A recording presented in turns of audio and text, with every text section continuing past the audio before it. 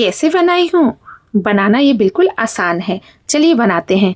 बनाने के लिए ना मैं ले ली हूँ आधा किलो मैदा और इसमें स्वाद अनुसार नमक डाल दे रहे हैं और फिर रिफाइंड ऑयल डाल दे रहे हैं मोहन के लिए। और मोहन डालने के बाद ना अच्छे से सभी को मिक्स कर देंगे और मिक्स करने के बाद हल्का गुनगुना पानी ले लेंगे और थोड़ा थोड़ा पानी डालकर इसे आटा को हम लोग गूँथ लेंगे। बिल्कुल जैसे समोसे के पट्टी बनाते हैं ना, उसी का आटा बनाना है। समोसे की तरह ही बनता है और समोसे की तरह टेस्ट भी लगती है, लेकिन शेप थोड़ी अलग दिखती है और आसान सी भी ये रेसिपी है। समोसे में बेलने पड़ते हैं पट्टी बनाकर और उसे शेप देने पड़ते हैं और सभी को शेप देना उतना आता नहीं है। तो ये रेसिपी बिल्कुल आसान है, झटपट आप बना दोगे और ये नाश्ता भी आप किसी को दोगे ना तो देखने में भी अच्छी लगेगी और खाने में तो क्रंची बनती ही है। अब ये मेरे आटे गुथ चुके हैं। मैंने समोसे के जो भी अंदर फीलिंग्स पड़ते हैं ना, उसी तरह का समोसा का फीलिंग्स बना ली हूँ। बस थोड़ा सा इसे ना जो हम लोग आलू के पराठे बनाते हैं ना, उस तरह से बिल्कुल बारीक को आलू को मसल लिए हैं ताकि जब हम इसके अंदर भरें ना फीलिंग्स तो निकले नहीं। समोसे में थोड़े बहुत बड़ा आलू रहता ही है, इसलिए ना जैसे आलू के पराठे के लिए फीलिंग्स बनाते हैं ना, वैसा ही बनाएंगे। और फिर ना उसके बाद जो मैंने आटे गूँथ के रखी थी ना, उसे मैंने बड़ी सी लोई में कट कर ली हूँ। जैसे रोटी के लेते हैं ना बनाने के लिए, वैसा ही, लेकिन उससे दुगना लिए हैं। मैं करीब 2 साइज के रोटी के बराबर, और उसे हम बेल लिए हैं। अब ये बेलने के बाद ना मैंने जो चोखा का फीलिंग्स बना के रखी हूँ ना, इसे हम ले लेते हैं और अच्छे से जो आलू है उसे हम फैला देंगे। इसे हम हाथों से फैला देते हैं। जितनी बड़ी रोटी है उतनी साइज में चारों तरफ से अच्छे से हाथों से एक बराबर हम पूरे अच्छे से आलू को फैला देंगे। और ये मेरे पूरे आलू अच्छे से पूरे साइज में फैल चुके हैं पूरी रोटी में। अब इसे क्या करेंगे ना, हम रोल करेंगे। पहले एक साइड से पतली पतली करके इसे धीरे धीरे रोल कर लेंगे। आधा हम करेंगे, पूरा नहीं। आधा करने के बाद ना फिर दूसरी साइड से हम इसे रोल करेंगे और दूसरे साइड से भी रोल करने के बाद दोनों एक जगह ले जाएंगे। और देखिए दोनों एक जगह हो गए ना। अब इसे हम कटिंग करेंगे और कटिंग करने के बाद ना इसे फिर उसी तरह से शेप में आ जाएंगे। चलिए पहले हम छुरी ले लेते हैं और ये जो आगे साइड के है ना, उसे हम निकाल देंगे क्योंकि ये बिल्कुल पतली होती है। और फिर हम इसे बारी बारी से एक एक कट करेंगे। आप चाहो तो थोड़ी मोटी साइज में भी कट करने चाहेंगे तो कट कर सकते हैं, और अगर पतली रखने चाहते हैं तो पतली भी रख सकते हैं। बस इसे हल्के हाथों से दबाएंगे ना तो शेप में हो जाएगा। छुरी ना थोड़ा सा ना धारी वाला लीजिएगा क्योंकि काटने में थोड़ी दिक्कत होती है, शेप बिगड़ जाती है। ऐसे तो ये सॉफ्ट होते हैं लेकिन कटने में शेप थोड़े बिगड़ जाते हैं, और चाकू में धार होंगे ना तो अच्छे से कटेंगे, इसके शेप नहीं बिगड़ेंगे।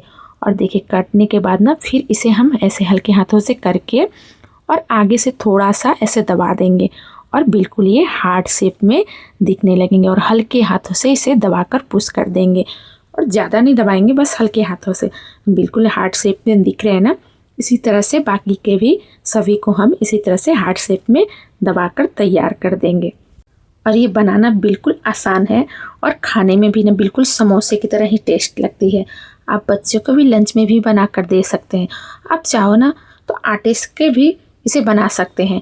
जो आलू के पराठे बनाते हैं ना, कभी इस तरह शेप में बनाकर दीजिए, बच्चे लोग बहुत खुश हो जाएंगे और उनके लंच बॉक्स में भी थोड़े से डिफरेंस कभी कभी हो जाएंगे। अब चलिए एक और रोटी को मैं इसी तरह से बेल ली और बेलने के बाद ना इसी तरह से फैला देते हैं। एकदम बिल्कुल अच्छे से फैलाएंगे और एक बराबर फैलाएंगे आलू को, और फिर धीरे धीरे उसी तरह से रोल कर लेंगे एक साइड से और दूसरे साइड से भी रोल कर लेंगे। और रोल करने के बाद ना फिर उसी तरह से कट करेंगे और हल्के हाथों से पुश करके उसे हम बना लेंगे। और बिल्कुल आसान है ना ये रेसिपी बनाने में, और देखने में भी बिल्कुल अच्छी भी लग रही है। समोसे बनाने में थोड़ी झंझट होती है कि बेलो उसे शेप दो, इसलिए आप ऐसे बनाइए। और ये नाश्ता भी ना बिल्कुल किसी को देंगे ना बनाकर तो थोड़ी उनको भी डिफरेंस लगेगा, और ये झटपट बन भी जाता है, टाइम भी कम लगता है। तो चलिए इसे हम काट लिए और काटने के बाद ना इसे फिर उसी तरह से पुश करके हम इसे शेप दे रहे हैं।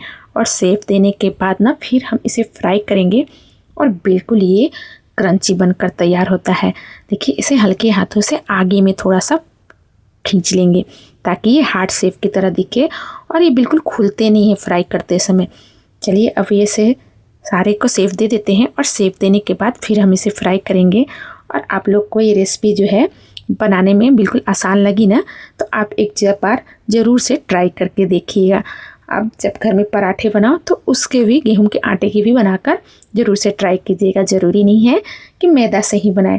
और ये मेरे इतने सारे बन चुके हैं। अब चलिए ऑयल को गर्म करते हैं और ऑयल गर्म होने के बाद एक एक करके इसमें हम कढ़ाई में डाल देते हैं फ्राई करने के लिए। और इसे हम डालकर 5 मिनट तक से छोड़ देंगे ताकि एक ही साइड में अच्छे से थोड़े से पक जाए। तब हम इसे आराम से पलटेंगे। जितने ऑयल है उसके हिसाब से मैंने डाल दे रही हूँ और फिर इसे हम छोड़ देंगे आराम से नीचे एक साइड में अच्छे से फ्राई होने के लिए। और ये रेसिपी है ना आसान, अच्छी लगी ना आप लोगों को तो वीडियो को लाइक और कमेंट ज़रूर से कीजिएगा। अब चलिए हम इसे पलट देते हैं और एक एक करके हम पलटेंगे और इसे हम गोल्डन फ्राई होने तक फ्राई कर लेंगे। अगर आपको लगे ना कि ये मेरे जो आलू है थोड़े बहुत निकल रहे हैं, इतना भी नहीं निकलना चाहिए क्योंकि हल्के फुल्के निकलते हैं। गैस को ना बिल्कुल मीडियम आंच पे करिएगा। लो आंच पे करेंगे ना तो क्या है कि आलू फिर निकलने लगते हैं और ऑयल थोड़ा ज़्यादा पीने लगते हैं, क्योंकि आलू जो है थोड़े से खुले हैं ना इसके वजह से। इसलिए गैस को मीडियम आंच पे रख के इसे फ्राई कीजिएगा, लो पे नहीं। थोड़े बहुत अगर निकल रहे हैं, आपको ऐसा नहीं निकलना है तो एक काम कीजिएगा, आप हल्का सा 2 चम्मच या 1 चम्मच मैदा ले लीजिएगा और उसमें थोड़ा सा पानी डालकर घोल बना लीजिएगा। और घोल बनाने के बाद ना उसमें हल्का सा खाली डुबो कर निकाल लीजिएगा। बिल्कुल पतली घोल बनाइएगा। देखिए मेरे थोड़े थोड़े इसमें से निकल रहे हैं आलू, तो आपको नहीं निकले ना तो वैसे भी कर सकते हैं, लेकिन जो आलू ऐसे क्रंची बनता है ना उसका टेस्ट अलग ही बनता है। आप ऐसे ही एक बार बनाकर ज़रूर से खाइएगा, बहुत अच्छा लगता है।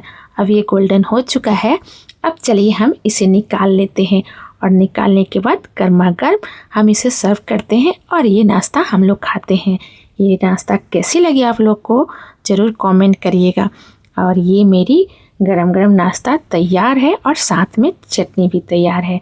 अच्छी लगी ना आपको ये रेसिपी तो ज़रूर से आप बनाकर खाइए और बच्चे को लंच में भी ये बनाकर दीजिए। और कोई गेस्ट भी आए ना तो ये रेसिपी आसान सी है, फटाफट बनाकर उन्हें खिलाएंगे तो उन्हें भी बहुत अच्छा लगेगा।